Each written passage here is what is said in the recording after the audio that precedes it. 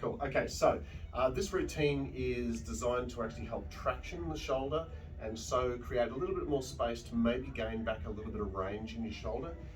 What you need is a heavy resistance band or resistance loop. You can get these from Kmart for about 30 bucks. They're about 45 millimeters wide.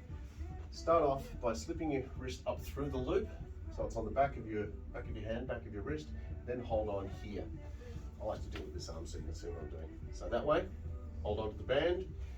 First thing I would do personally, some of these movements might be great for your shoulder, others you might want to leave out for the moment.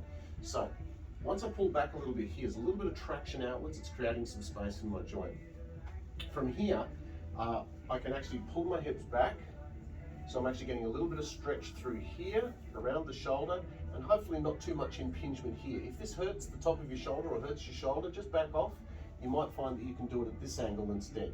Okay, so work at an angle that actually feels right for you. So I would hang in there, and you can play around with some slight variations of body position.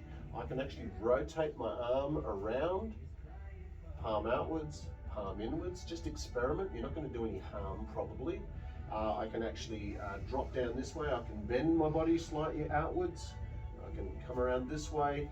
Just experiment. So that would be the first position I'd get into, and I'd probably stay there for around about a minute, just using little variations, letting the shoulders sort of stretch open a little bit. From there, I'll actually spin around. So now I've got the band back behind me. I'm getting a stretch at the front of the shoulder, and I'm actually stepping forward with this same leg, turning my body. You can decide how far you want to go. Again, I can experiment a little bit by moving my shoulder into different positions. You can experiment to see what feels right for your shoulder. So stretching the front of the shoulder. From there, we're going to spin around another 270 degrees or something like that. So now I'm stretching the back of the shoulder, still with that traction outwards.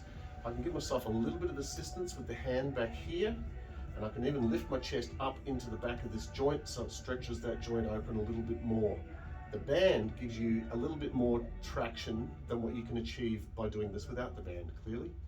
So again, I might hang on there for a little bit, maybe experimenting with palms upwards, palms downwards, slightly different angles.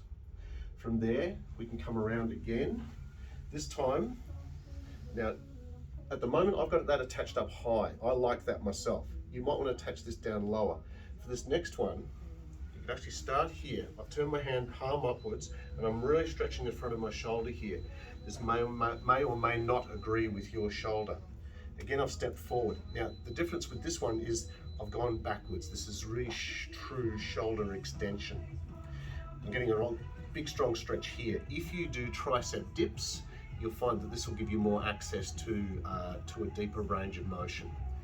Okay, from there, I'm going to come right around again, back off, letting the band come up and over. So this is going to give me a good tricep stretch. And I can lean in, give myself a good tricep stretch through the lats, teres, back of the shoulder here. Now, if you have impingement problems, this one probably won't be feeling nice. In which case, just back off or don't do it. Okay, any of these elements you can strip out.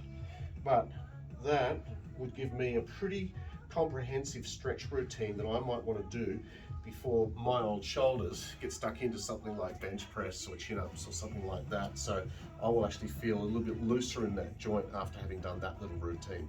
So I hope that works for you.